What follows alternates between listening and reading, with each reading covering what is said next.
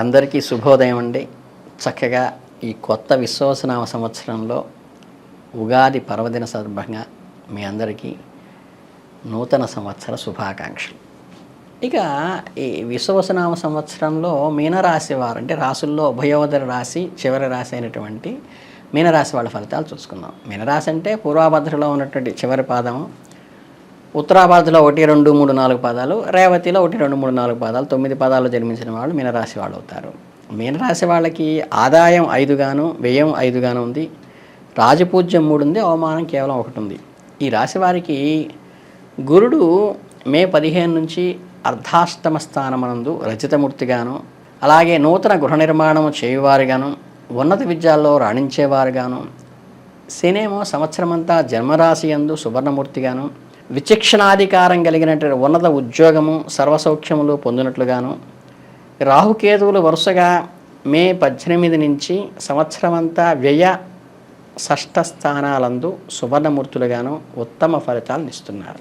ఈ సంవత్సర ఆరంభంలో వీరు ఆర్థిక, శారీరక, మానసిక ఒత్తిడికి కొంచెం లోనవుతారు. ప్రెషర్కి మిశ్రమ ఫలితాలు ఉంటాయి. ఒకవైపు పరస్పర సామరస్య అవగాహన లోపం వలన కుటుంబపరమైన సమస్యల ఒత్తిడులను అధిగమిస్తూనే అదే సమయంలో విద్యా ఉద్యోగ విషయాల్లో వృత్తిపరంగా మంచి విషయాలను సాధించగలుగుతారు. ప్రతి పని పూర్తి శ్రద్ధతో చేస్తారు. మంచి పనులకు ధనం వెచ్చిస్తారు. అంటే ఎక్స్పెండిచర్ అవుతుంది కానీ మనకి గుడ్ వర్క్స్కే ఉపయోగిస్తారు. దూర ప్రయాణాలు చేసే అంటే లాంగ్ జర్నీస్ చేసే అవకాశం వస్తుంది. మే నెలాఖరు నాటికి స్థానచలనం కూడా కలిగే అవకాశం ఉంది. అక్టోబర్ నెలలో గురువు పుత్రస్థానం అనే పంచమ స్థానంలో ఉన్నప్పుడు సంతానానికి అభివృద్ధి కలుగుతుంది. చక్కగా పిల్లలు ఎదిగి పైకి వస్తారు. మీ అవగాహన లోపం వల్ల డిసెంబర్లో కుటుంబ సమస్యలు పెరిగే అవకాశం ఉంది. కొంచెం ఎదురెదుతున్నామా అన్న పరిస్థితి కూడా వస్తుంది. దాన్ని తదుపరి నెలలో అధిగమిస్తారు. ఈ రాశి వారికి ఏలినాటి శని ప్రభావం వలన క్రమశిక్షణ, నియంత్రణ, సచ్చీలత ఆచరించడం అనే సత్ఫలితాలు పొందుతారు. ఆధ్యాత్మిక ఎదుగుదల, దైవ బలము, ఎంతటి కష్టతరమైన పనైనా సాధించగలుగుతారు. సత్తా కలిగిన కార్యసాధకులుగా మీరు పేరు పొందుతారు. సోమరితనాన్ని విడనాడాలి. నిర్లిప్తత కలగకుండా ఉండేట్టు మానసిక స్థైర్యాన్ని పెంచుకోవాలి. ఆశావహంగా లక్ష్యంతో ఉంటే ఉన్నత లక్ష్యాలను సాధించగలుగుతారు. ఇక సోదర సోదరీమణులకు ఆదరించి వారి అభిమానాన్ని పొందుతారు. వైవాహిక జీవితంలో కూడా ఒడిదుడుకులు ఉన్నప్పటికీ కూడా జీవిత భాగస్వామి ఆరోగ్య సమస్యలు కూడా కొద్దిగా ఇబ్బంది పెడతాయి. మీ సంబంధాలు అంతంత మాత్రంగా ఉంటాయి. దాన్ని బలపరుచుకోండి. నూతన వ్యాపారాలకు కూడా మంచి సమయము. కొత్త వ్యక్తులతో వ్యాపార సంబంధాలు ఏర్పడుతుంటారు. కొత్త అగ్రిమెంట్స్ చేసుకుంటారు. వృత్తి వ్యాపారాల్లో లాభం చేకూరుతుంది. వ్యాపారం కోసం దీర్ఘకాలికమైన ప్రణాళికలు, లాంగ్ విజన్తో ఒక కన్స్ట్రక్టివ్గా వెళ్తారు. అవగాహనతో పనిచేయటము, కష్టపడి చేయటం వల్ల మీ ప్రయోజనాలు పొందుతారు. మానసిక ఒత్తిడి ఉంటుంది. జూలై, నవంబర్ మధ్యకాలంలో మానసిక ఒత్తిడి, శారీరక సమస్యలు అంటే మెంటల్ ప్రెషర్, ఫిజికల్ ప్రెషర్ కూడా ఉంటుంది. వ్యాధులు, ఆరోగ్య సమస్యలు కూడా కొద్దిగా వేధిస్తాయి. వైద్య ఖర్చులు అయ్యే అవకాశం ఉంది. మీరు ఒక కీలకమైన స్థానంలో కేతువు సానుకూల ఫలితాలు ఇస్తారు. ఉద్యోగం చేసేవారికి ఉన్నతమైన అవకాశాలు పొందుతారు. వ్యాపారులు వృత్తి విషయాల్లో సులువుగా సవాళ్లను అధిగమించి విజయం సాధిస్తారు. వ్యాపారస్తులకు నూతన పథకాల ద్వారా స్వావలంబన ఏర్పడుతుంది. ఆదాయం పెరుగుతుంది. ప్రతి శనివారము కనుక ఆంజనేయ అష్టకం చదవటం వల్ల కానీ, ఆంజనేయ అష్టోత్తర పూజ చేయటం, సుందరాకాండ పారాయణ చేయటం కూడా మీకు ఈ అశాంతి నుండి, ఆ చీడపీడల నుండి బయటకు వచ్చే అవకాశం ఉంది. ఇక ఈ మీనరాశి వాళ్ళకి విశ్వావసనామ సంవత్సరంలో నెలవారీ ఫలితాలు తెలుసుకుందాం. మొదటి నెల అయినటువంటి ఆంగ్ల మాసమైన ఏప్రిల్ 2025లో ఆత్మవిశ్వాసము, కార్యనిర్వహణ మరియు 10 మందిని ప్రోత్సహించడం, ముందుకు నడిపించే సామర్థ్యం ఉంటుంది. ఆర్థికంగా పెద్ద ప్రయోజనం ఉండదు, కానీ అడక్వేట్గా మాత్రం సఫిషియెంట్గా అందుతుంది టయానికి మనీ. ఇక రెండో మాసమైన మేలో ఆర్థిక స్థితి పెరుగుపడుతుంది. శత్రువులు మీకు హాని చేయలేరు. ధైర్యంగా ముందుకు దూసుకుపోతారు. సోదర వర్గం నుంచి సహకారం అందుతుంది. వృత్తి వ్యాపారాలకు సంబంధించిన ప్రయత్నాలు సానుకూలంగా ఉంటాయి. ఓవరాల్గా ఇతరులకు ఆకర్షణగా నిలిచేటువంటి క్యారెక్టర్గా మీది మీనరాశి వాళ్ళకి మే నెల నడుస్తుంది. ఈ జూన్ నెలలో మీనరాశి వాళ్ళకి వ్యాపార అభివృద్ధి, పొరుగువారు, తోబుట్టువులు మరియు స్నేహితులతో ఆనందకరమైనటువంటి పిక్నిక్ లాంటివంటివి చేయటానికి, అలాగే దాంపత్య జీవితం కూడా కొంచెం ఉత్సాహభరితంగా నడుస్తుంది.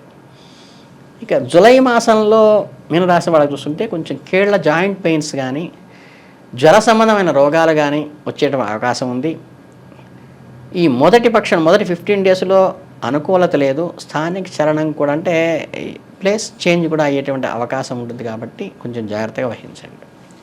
ఈ ఆగస్టు మాసానికి వచ్చేసరికి మీనరాశి వాళ్ళకి సంతానం నుండి శుభవార్తలు వింటారు, ఆర్థిక వృద్ధి ఉంటుంది, సృజనాత్మకంగా ఉండి అందరి మన్ననలు పొందుతారు, ఉద్యోగంలో కూడా ఒక ప్రమోషన్ లాంటి స్థితి కలుగుతుంది. ఇక సెప్టెంబర్ మాసానికి వచ్చేసరికి మీనరాశి వారికి స్థిరాస్తిని కొనుగోలు చేస్తారు, ఆదాయ మార్గాలు పెరుగుతాయి, విద్యా విషయంలో మెరిట్ గుర్తింపు వస్తుంది, పోటీ పరీక్షల్లో ఉద్యోగ నియామక విషయాల్లో మంచి ముందంజలో ఉంటారు.